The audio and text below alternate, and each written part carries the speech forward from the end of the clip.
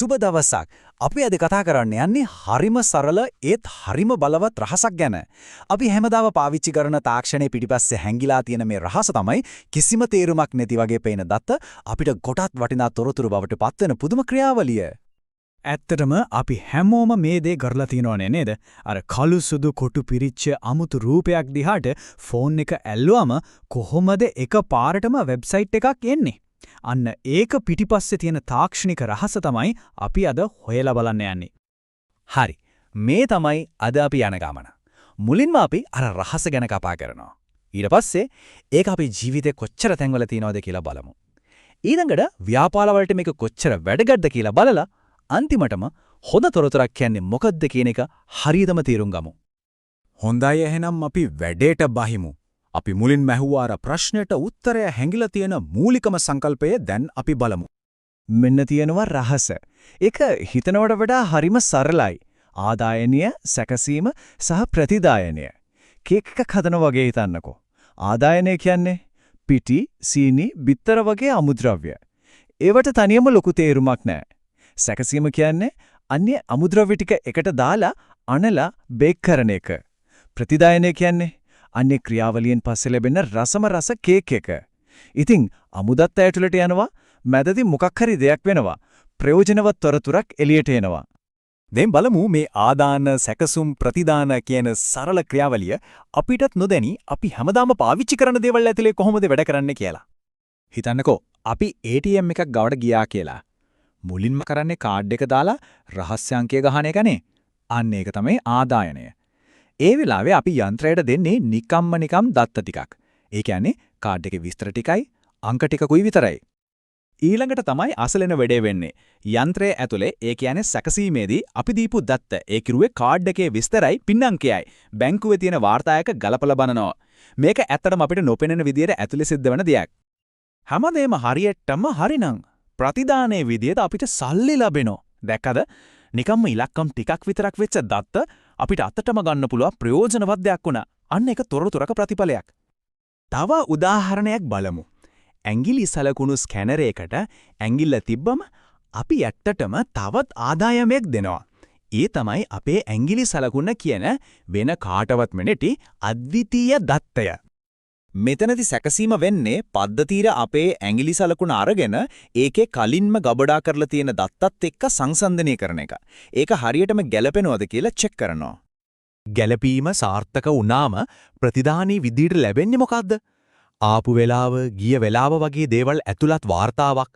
හිතන්න නිකම්ම ඇඟිල්ලේ තිබුණු රේඛා ටිකක් විතරක් වෙච්ච දත්තයක් කොච්චරනම් වටිනා තොරතුරක් වුණාද? හරි. දැන් ආයෙමත් අපේ මුල්ම ප්‍රශ්නට යමු. QR කෝඩ් එක ස්කෑන් කරනකොට අර කොටු රැටාව තමයි ආදායනේ. ඒ වෙලාවට ඒක නිකම් පින්තූරයක්, දෘශ්‍ය දත්තයක් විතරයි. ඊළඟට අපේ ෆෝන් එකේ තියෙන ඇප් එක මේ දෘශ්‍ය රටාව කියවලා ඒක විකේතනය කරනවා. ඒ කියන්නේ ඒක ඇතුලේ තියෙන විධානයේ තේරුම් ගන්නවා. අන්න ඒක තමයි සැකසීම. අන්තිමට ප්‍රතිදානී විදිහට අපිට ලැබෙන්නේ හරීටම ආදාළ වෙබ් අඩවිය. ඉතින් අර තීරමක් නැටි වගේ පේන කොටු රටාව ක්ෂණයකින් ප්‍රයෝජනවත් ක්‍රියාකාරී තොරතුරක් බවට පත් වුණා. ATM එකේ ඉඳන් QR කෝඩ් එක දක්වාම මේ සරල ක්‍රියාවලිය හැමතැනම තියෙනවා. මේ ආදාන සැකසුම් ප්‍රතිදාන ක්‍රියාවලිය අපේ පෞද්ගලික ජීවිතයට විතරක් නෙවෙයි ව්‍යාපාර ලෝකයේ ජයග්‍රහණය තීරණය කරන ප්‍රධානම දෙයක්. අපි බලමු මේ කොමුද කියලා. මේ තියෙන විකුණුම් අංක ලෑස්තුව දිහා බලන්නකෝ. මේව නිකම්ම ඉලක්කම් ගොඩක් විතරයි නේද? මේක දිහා බලලා ව්‍යාපාරයක් ගන්න වැදගත් තීරණයක් ගන්න පුළුවන්ද? බැලුබැලමට කිසිම දෙයක් පැහැදිලි නෑ. මේවට තමයි කියන්නේ අමුදත්ත කියලා. ඒත් අන්න ඒ අමුදත්ත ටික අරගෙන සකසලා ප්‍රස්තාරයක් වගේ දෙයකට දැම්මම මොකද වෙන්නේ? එක පාරටම අපිට රටාවක් පේනවා. මොන කාලෙද විකුණුම් වැඩි, මොන කාලෙද අඩු කියලා පැහැදිලිවම පේනවා. දැන් මේක ප්‍රයෝජනවත් තොරතුරක්. මේ තොරතුරු පාවිච්චි කරලා කලමනාකරුවන්ට හරිම බුද්ධිමත් තීරණ ගන්න පුළුවන්. අන්න ඒක තමයි දත්ත තොරතුරු බවට පත් කිරීමේ තියෙන බලය. හයි, දැන් අපි දන්නවා දත්ත කියන්නේ මොනවද, තොරතුරු කියන්නේ මොනවද, ඒ වගේම ඒක හැදෙන්නේ කොහොමද කියදත්. ඒත් හැම තොරතුරක්ම එක වගේද? නෑ. හොඳ ගුණාත්මක තොරතුරක් කියන්නේ ඇත්තටම මොකක්ද? පළවෙනිම දේ තමයි ආදාළ බව. තොරතුරු අපි කරන වැඩේට සම්බන්ධ වෙන්නම ඕනේ. හරියට ඉලක්කයකට විදිනවා වගේ තොරතුරුත් අපේ අවශ්‍යතාවයට කෙලින්ම ගැලපෙන්න ඕන. දෙවෙනි කාරණේ තමයි සම්පූර්ණ බව. තොරතුරු වල කිසිම දෙයක් අඩු වෙන්න බෑ. ජිග්සෝ පසල් එකක් වගේ තමයි. එක කෑල්ලක් හරි නැති වුණොත් සම්පූර්ණ චිත්‍රය පේන්නේ නෑනේ. අන්න ඒ වගේ. ඊළඟට අතිශයින්ම වැදගත් දෙයක් නිවැරදි බව. තොරතුරු වල වැරදි තියෙන්න කොහෙත්ම බෑ. මොකද එක වැරදි තොරතුරක් මත පදනම් වෙලා ගන්න තීරණයකින් මුළු වැඩක්ම අවුල් වෙන්න පුළුවන්. කාලීන බවත් හරිම වැදගත්. තොරතුරු අපිට ඕනම වෙලාවට ලැබෙන්න ඕනේ. ඊයේ දවසේ කාලගුණ වාර්තාවෙන් අදට වැඩක් නෑ වගේ පරණ වෙච්ච යල් පැන ගියපු තොරතුරු වලින් කිසිම ප්‍රයෝජනයක් නෑ. අවසාන වශයෙන් පිරිවැය ඵලදායිතාව. සරලවම තොරතුරු ගන්න යන වියදමට වඩා ඒ තොරතුරු වලින් ලැබෙන ප්‍රයෝජනය, ඒ කියන්නේ වටිනාකම වැඩි වෙන්න ඕනේ. එහෙම නැත්නම් ඒක පාඩුයි.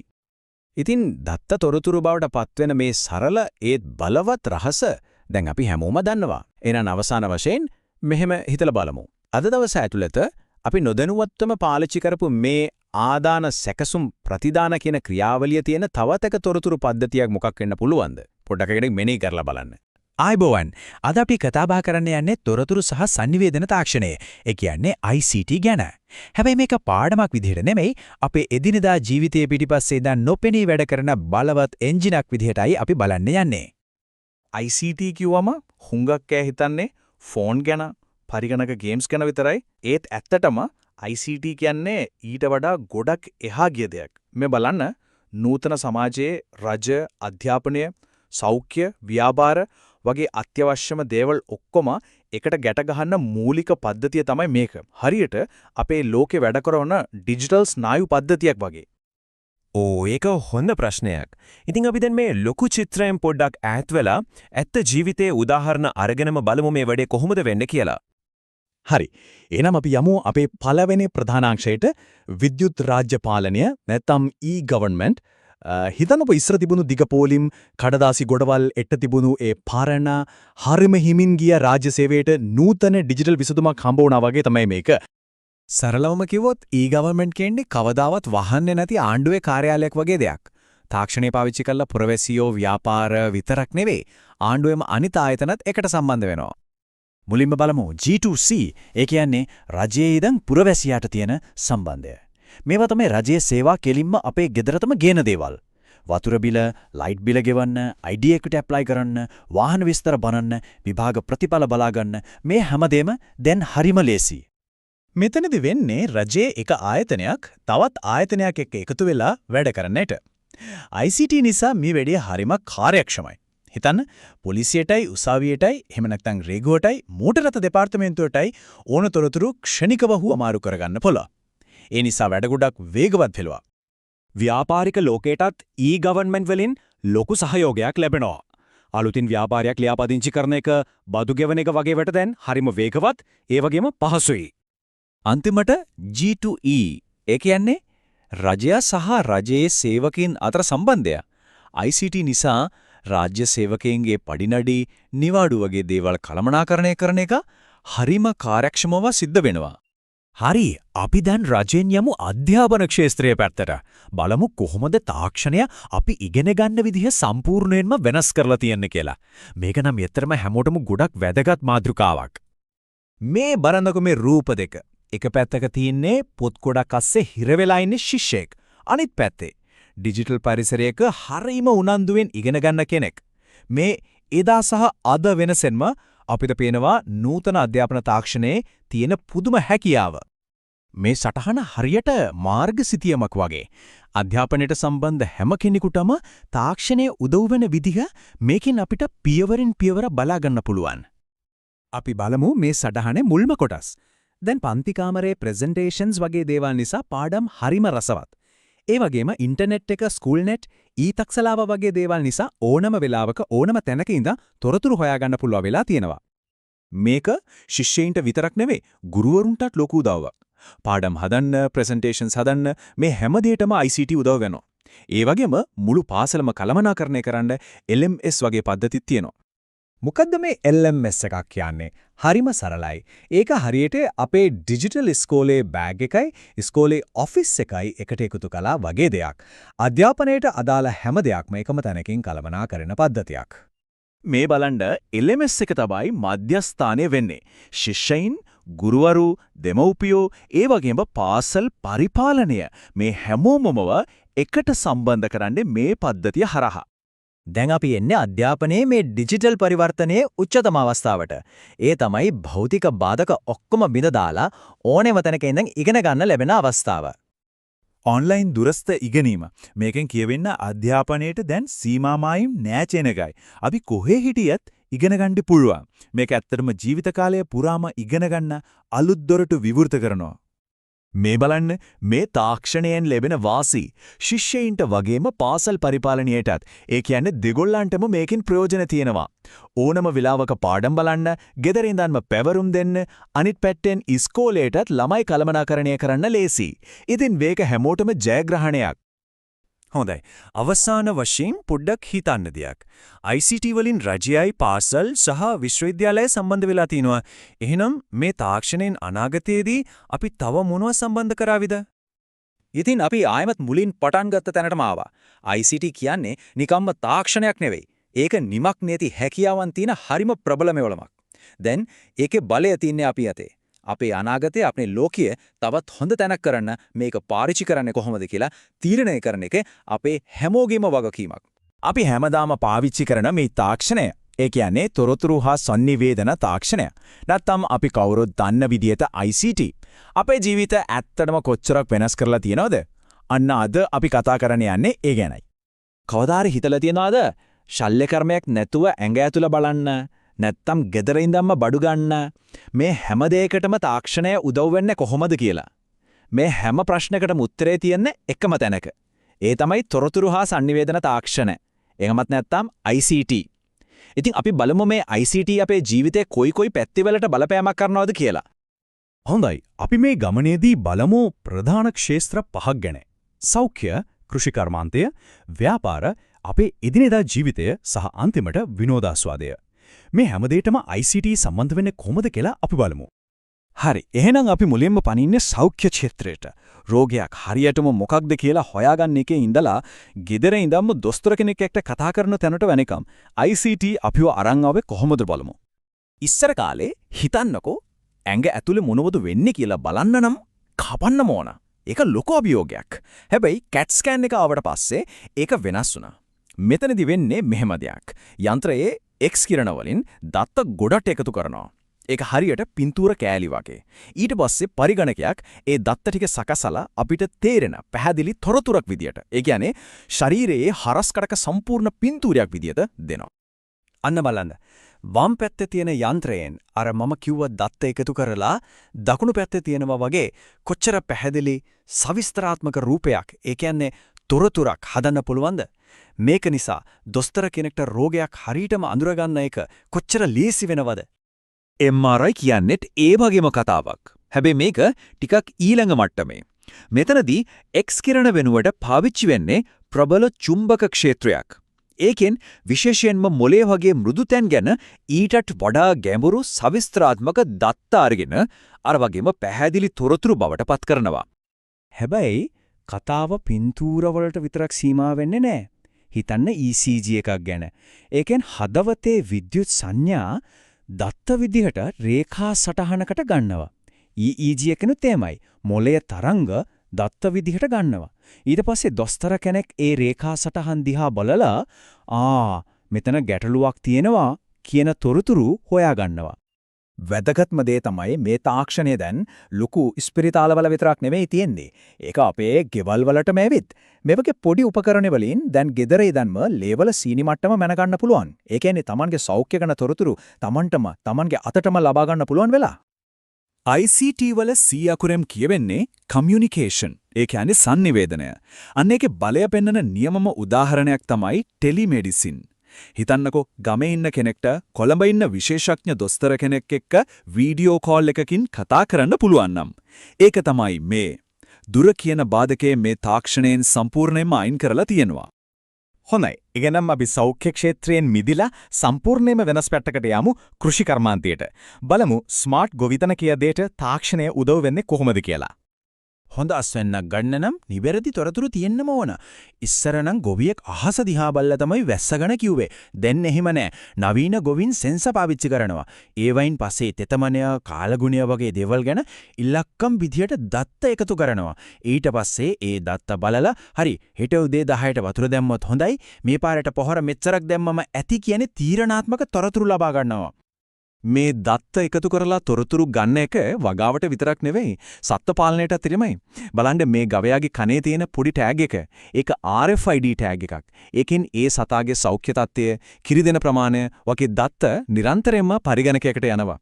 එතකොට ගොවිපලයේ අයිතිකාරයාට තනි සතා ගැන අවධානයෙන් ඉන්නක හරිම ලේසි. හරි. කෘෂිකර්මාන්තයෙන් අපි එනවා ව්‍යාපාර ලෝකයට. මෙතන නම් ICT කඩපු වෙනස ඇත්තටම දැවන්තයි. කාර්යක්ෂමතාව, sannivedanaya මේ හැමදේම සම්පූර්ණයෙන්ම වෙනස් මට්ටමකට ඇවිත් තියෙනවා.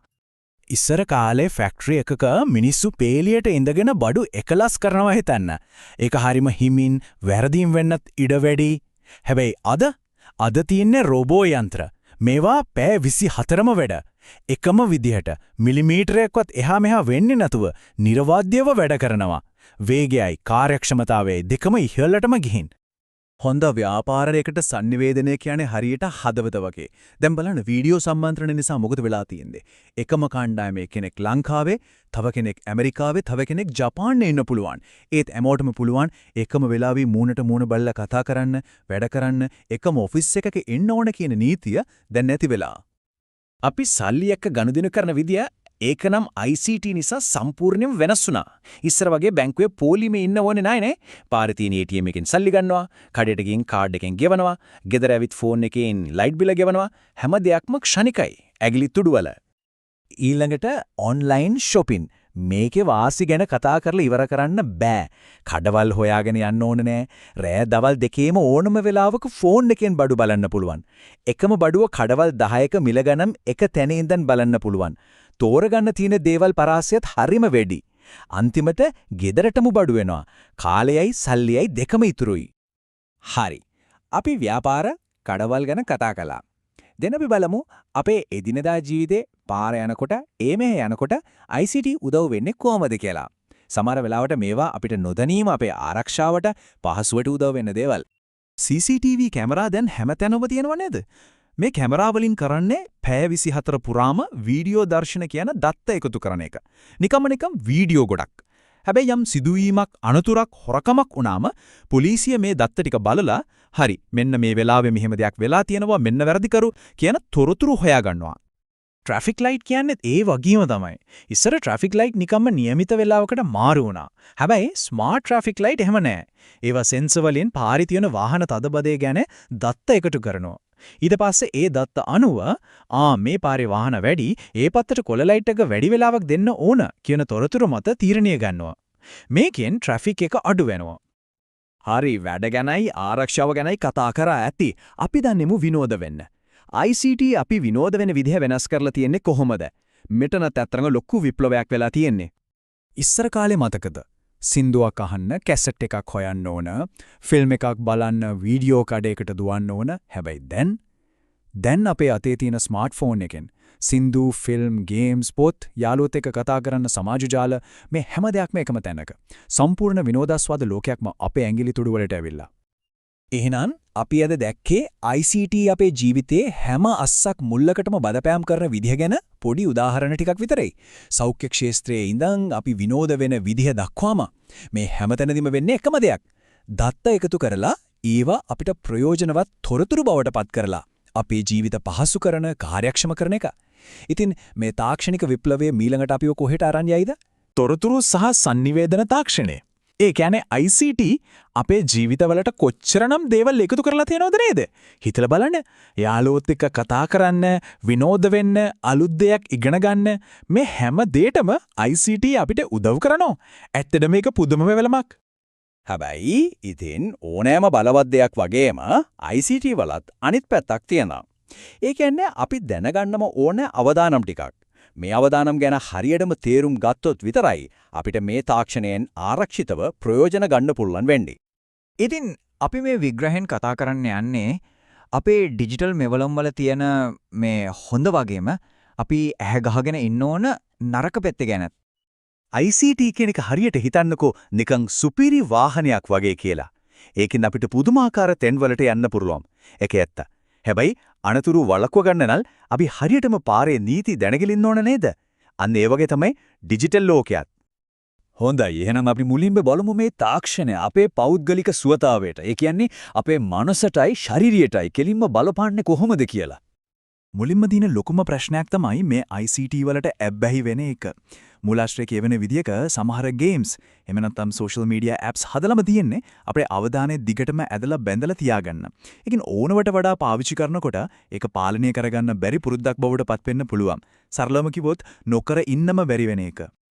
මේක මානසිකව ඇදබෙද තියාගන්නා විතරක් නෙවෙයි. එක දිගටම මේ තාක්ෂණය පාවිච්චි කරන එකෙන් ඇත්තටම ශාරීරික සෞඛ්‍ය ගැටලුත් යනවා. හිතන්නකෝ එකම ඉරියව්වෙන් පරිගණක දිහා බලාගෙන ඉන්නකොට එන කොන්දේ කැක්කුම, ඇස් වලට වෙන හානි වගේ දේවල් මේවා ඇත්තටම වෙන දේවල්.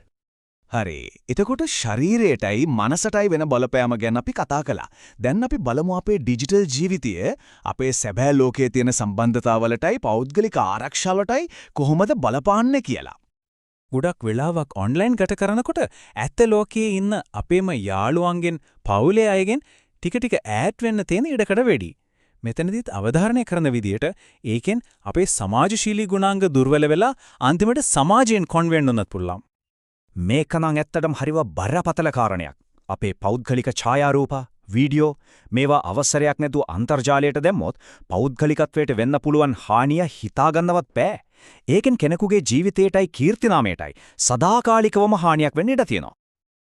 අපි දන්නේ නැති ආරක්ෂිත නැති වෙබ් අඩවි වලට යන එක, දන්නේ නැති අයත් එක්ක ගනුදෙනු කරන එක. මේවයින් වෙන්නේ අපි හානිකර දේවල් වලට, ඒ වගේම හානිකර මිනිස්සුන්ට නිරාවරණය වෙන එක. මූලාශ්‍රයට අනුව මේකෙන් Tamanට විතරක් නෙවෙයි, Taman වටේ ඉන්න අයත් අවදානමක් ඇති වෙනවා. හරි තාක්ෂණයේ බලපෑම ඔය හරි වැරද්ද කියන සීමාව පැනලා නීතිය දක්වාම පැතිරලා තියෙනවා. අපි බලමු ඒ කොහොමද වෙන්නේ කියලා. මෙතනදි කතා වෙන්නේ ඩිජිටල් හොරකම් ගැන. ඒ කියන්නේ වෙන කෙනෙක් නිර්මාණය කරපු මෘදුකාංග, චිත්‍ර, සංගීතය වගේ දේවල් අවසර නැතුව කොපි කරලා පාවිච්චි කරන එක. මේක බරපතල නීතිමය වරදක්. ඔය බුද්ධිමය දීපල කියන වචනය අපි අහලා තිබුණට ඒකෙන් ඇත්තටම මොකක්ද අදහස් වෙන්නේ? මේ ස්ලයිඩ් එකෙන් ඒක නියමයට පැහැදිලි කරනවා. ඒක අතිනල්ලන්න පුළුවන් භෞතික දෙයක්ම නෙවෙයි. ඒක කෙනෙකුගේ නිර්මාණශීලීත්වයේ සහ බුද්ධියේ ප්‍රතිඵලයක්. මූලාශ්‍රයේ සඳහන් වෙන තව පුළුල් සමාජ බලපෑමක් තමයි මේ. අන්තර්ජාලයේ වැරදි නුසුදුසු දේවල් වල යෙදෙන එකෙන් අපේ මුළු සමාජයේම සදාචාරාත්මක වටිනාකම් ටික ටික පිරිහෙන්න පුළුවන්. සරලවම කිව්වොත් හරි වැරද්ද අතර තියෙන සීමාව බොඳ වෙලා යන එක. ඉතින් මෙතන තියෙන වැදගත්ම දේ තමයි මේක. මේ අවදානම් ගැන දැනුවත් වෙන්න එක තමයි තාක්ෂණය බලවත් විදිහට ඒ වගේම ධනාත්මක විදිහට පාවිච්චි කරන්න තියෙන පළවෙනිම පියවර. ඉතින් කොහොමද අපි මේක කරන්නේ? මේකෙන් හරි අපූර්වට පෙන්නනවා අපි කොහොමද අර අනතුරු ඇඟවින් ටික සරල ක්‍රියාත්මක කරන්න පුළුවන් පියවර බවට පත් කරගන්නේ කියලා. ඇත්තටම ආරක්ෂිත ඩිජිටල් පුරවැසියෙක් වෙන්න මේ පියවර අනුගමනය කරන එක හරිම වැදගත්. මේ කියමනෙන් කියවෙන දේ හරිම ගැඹුරුයි. තාක්ෂණීය ප්‍රයෝජනවත් සේවයක්, නමුත් භයානක ස්වාමියෙක්. ඒකේ තේරුම තමයි මේ මෙවලම පාලනය කරන්න ඕන අපි. ඒකට අපිව පාලනය කරන්න දෙන්න කොහෙත්ම හොඳ නැහැ. ඉතින් අවසාන වශයෙන් මේ ප්‍රශ්නේ අපි හැමෝම අපෙන්ම අහගන්න ඕන දෙයක්. මම ඇත්තටම වගකීම් සහගත ඩිජිටල් පුරවැසියෙක්ද? තමන්ගේ අන්තර්ජාල පුරුදු සහ තේරීම් ගැන ආපෞසරයක් හිතලා බලන්න මේක හොඳම වෙලාවක්. සුබ දවසක්. අද අපේ ජීවිතයට පරිගණක නැතුවම බෑ නේද? ඒත් මේ අපි අතේ තියෙන පුංචි උපාංගය මේ තත්වෙට ආවේ කොහොමද කියලා කවදා හරි හිතලා තියෙනවද? අන්න ඒ විස්මිත ගමන ගැන තමයි අද අපි කතා කරන්න යන්නේ.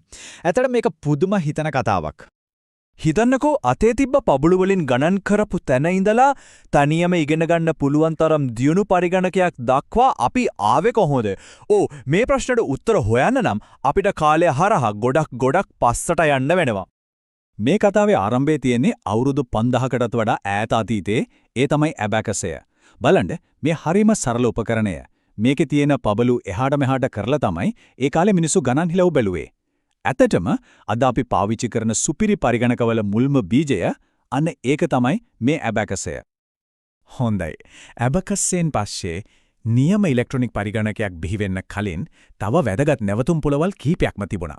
බ්ලේස් පැස්කල්ගේ එකතු කිරීමේ යන්ත්‍රය, ඊට පස්සේ චාල්ස් බැබේජ්ගේ අනාගතය දිහා දැකපු විශ්ලේෂණ යන්ත්‍රය, ඒ වගේම මාකයි වගේ නිර්මාණ.